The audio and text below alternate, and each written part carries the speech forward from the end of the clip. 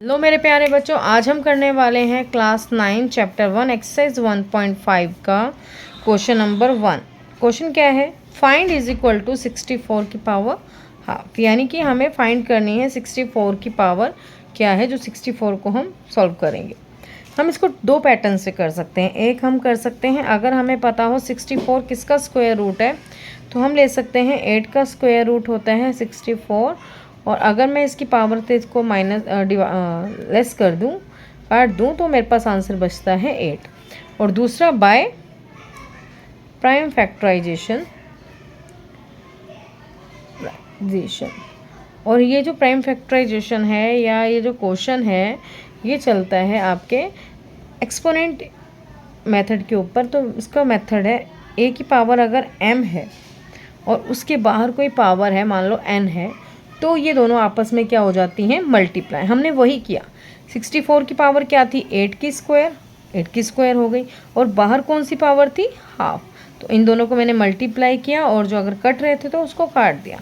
और simple trick जो थी हमारी प्राइम फैक्टराइजेशन मेथड की, तो 64 का पहले हम लेंगे प्राइम फैक्टराइजेशन। 2 3 ज़ा 6, 2 2 ज़ा 4, 2 1 ज़ा 2, 2 6 ज़ा 12, 2 8 ज़ा 16, 2 4 ज़ा 8, 2 2 ज़ा 4, 2 1 ज़ा 2। यानी कि 2 की पावर कितनी आ गई?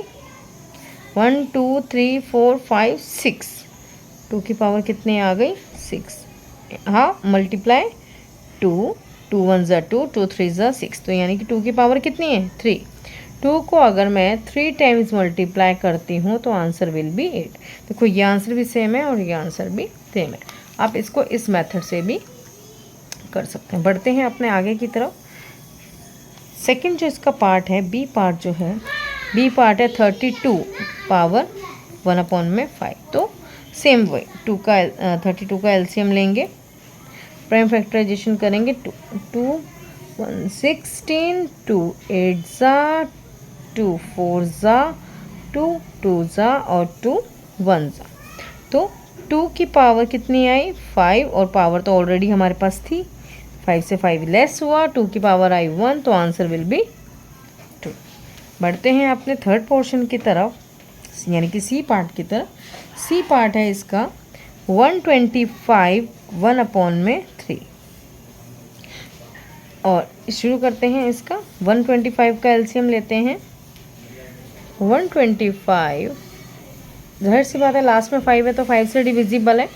5 2 ज़ा 10, 5 5 ज़ा 25, 5 5 ज़ा 25, 5 1 ज़ा 5। तो यानी कि 5 की पावर कितनी हो गई? 3। और आउटसाइड जो पावर थी वो 1/3 थी, तो 3 से 3 लेस हो गया, आंसर आ गया 5। आइए बढ़ते हैं अपने क्वेश्चन नंबर 2 की तरफ। फाइंड क्या?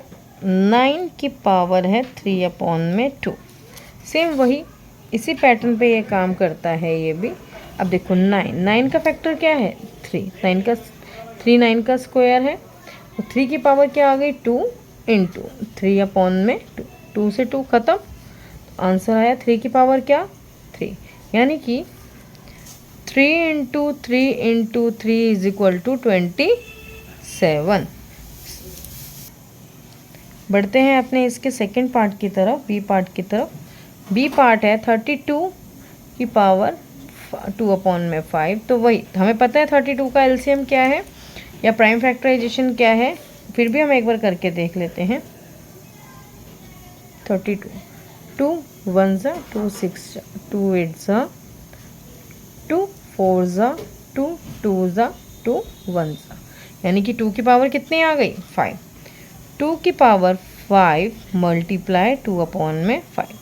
5 से 5 लेस हो गया, 2 की पावर आ गई 2, तो 2 2 ज़ा 4। ठीक है, बढ़ते हैं इसके सी पार्ट की तरफ। सी पार्ट है इसका 16 की पावर 3/4। अब हम एक्स्ट्रा नहीं करेंगे। देखो 16 यहाँ पे दे रखा है 1 2 3 4, यानी कि 2 की पावर क्या है हमारे पास? 4। तो 3/4, 4 से 4 लेस हो गया, आंसर आया 2 की पावर 3। 2 की power 3 in the sense 2 into 2 into 2 is equal to 8। But क्या कह रहा है इसके डी पार्ट में? 125 माइनस 1/3। अब देखो जब भी कभी पावर माइनस की होती है उसको पॉजिटिवली लाने के लिए हमें उस डिजिट को 1 में, जैसे 25 इसकी पावर हो गई पॉजिटिवली। एग्जाम्पल मान लो 2 में 3 की पावर दे रहे हैं -2/3, तो पॉजिटिवली लाने के लिए क्या करोगे आप, 1 में 2/3 करोगे तो आपकी पावर क्या हो जाएगी पॉजिटिवली। कोई भी ऐसी डिजिट हो पॉजिटिवली लाने के लिए आप 1 के नीचे उसको डिवाइड के फॉर्म में ले आओ तो आपकी पावर वही हो जाएगी। अब हमें लाना है 125 को किसकी फॉर्म में, 5 की फॉर्म में लाना है। 3 कितनी वैल्यू होनी चाहिए उसकी, 3 की इक्वल। तो 125 का फॉर्म क्या हो गया, 5 की पावर 3, हमें पता है। लास्ट टाइम भी हमने अभी किए हैं क्वेश्चन, तो सेम वही क्वेश्चन है जो हमने अभी तक किए हैं। ये देखो ये अभी हमने किया था, 125 की जो पावर थी 5 की 3 थी, सेम वही क्वेश्चन है, बस रिपीट किए गए हैं। एग्जाम्पल 125 का अगर हम एलसीएम लेते हैं 5 से 225 आता है, 5 से 25 को करते हैं 5 आता है, 5 1 जा 5, 5 की पावर क्या आ गई 3, 1/3। अब देखो 1/3 है इसकी पावर, तो 1 को कितनी भी पावर से मल्टीप्लाई कर दो उसको कोई फ़र्क नहीं पड़ने वाला, पावर सेम आएगी। तो यानी कि 1 की पावर अगर 1/3 ले लूँ और 5 की पावर को अगर मैं इसके साथ कंबाइन कर दूँ तो क्या होगा, 1 का तो 1 ही रहेगा, जितनी मर्जी बार ले लो। 3 से 3 कैंसिल, 5 की पावर कितनी हो गई 1, तो आंसर क्या आया 1/5। चलिए बढ़ते हैं इसके क्वेश्चन नंबर 3 की तरफ। क्वेश्चन नंबर 3 है आपका सिंप्लीफाई। क्वेश्चन नंबर 3 है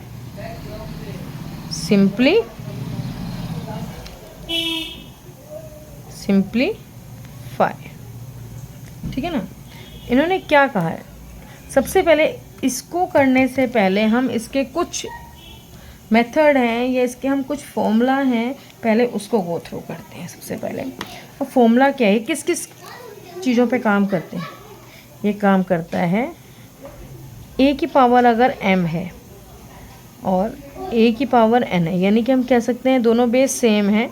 अगर बेस सेम होता है, बेस अगर सेम होता है तो पावर्स क्या हो जाती हैं प्लस, ठीक है। अगर बेस a है डिवाइड बेस पावर सेम वही, अगर डिवाइड है तो पावर्स क्या हो जाती हैं माइनस। अगर बेस डिफरेंट है लेकिन पावर सेम है तो क्या होती है, पावर कॉमनली आ जाती है और नीचे का जो बेस है वो मल्टीप्लाई हो जाता है, पावर कॉमन हो जाती है। अगर मान लो पावर m है और एक पावर ये है तो पावर क्या होती है मल्टीप्लाई हो जाती है, जैसे हमने ऊपर किया भी था। एग्जाम्पल ले लेते हैं इसका, मान लो कोई पावर है, मान लो 2 है, 2 की पावर 2 भी दे रखी है और बाहर 3 भी दे रखी है, तो 2 की पावर हो गई 6।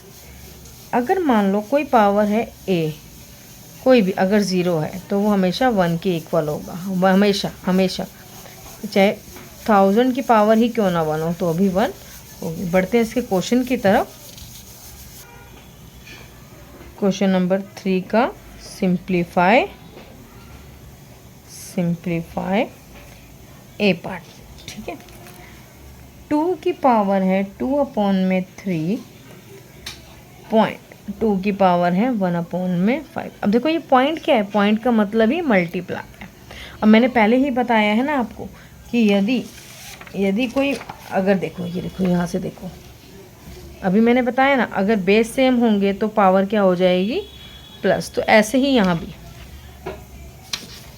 बेस क्या है सेम, बीच में क्या है मल्टीप्लाई, तो पावर क्या होंगी प्लस। 2 की पावर क्या होगी 2/3 प्लस 1/5। अब देखो जब भी दो डिजिट के बीच में कोई प्लस या माइनस की वैल्यू होती है तो हम क्या करते हैं एलसीएम लेते हैं। ये हम तो काफ़ी टाइम से पढ़ रहे हैं। एलसीएम क्या आता है 15। 3 के टेबल में 15 किस पे आया 5 पे, 5 2 ज़ा 10। नीचे वाले डिजिट से डिवाइड करना है, जो आंसर आएगा ऊपर वाले से मल्टीप्लाई करना है। 5 के टेबल में 15 किस पे आया 3 पे, 3 + 3 × 1 3।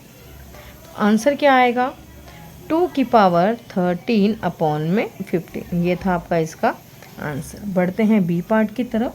बी पार्ट है इसका 1/3 और बाहर क्या है 7। अब देखो मैंने बताया ना, जब बाहर कोई पावर होती है और अंदर कोई पावर होती है तो क्या हो जाती है, वो मल्टीप्लाई रहता है, बताया ना। तो देखो अब देखो बाहर इसको तो मैं इससे मल्टीप्लाई कर सकती हूँ, तो क्या फ़र्क पड़ रहा है अगर मैं 1 की पावर को अगर मैं 7 ले लूँ, अगर मैं 1 की पावर को 7 ले लूँ और 3 की पावर जो 3 थी उसके साथ 7 को मल्टीप्लाई कर दूँ तो क्या वैल्यू आती है, 1 की तो 1 ही रहेगी, कितनी बार भी कर दो। 3 की पावर क्या आ गई, 3 7 जा 21। ये था इसका आंसर। बढ़ते हैं इसके सी पार्ट की तरफ।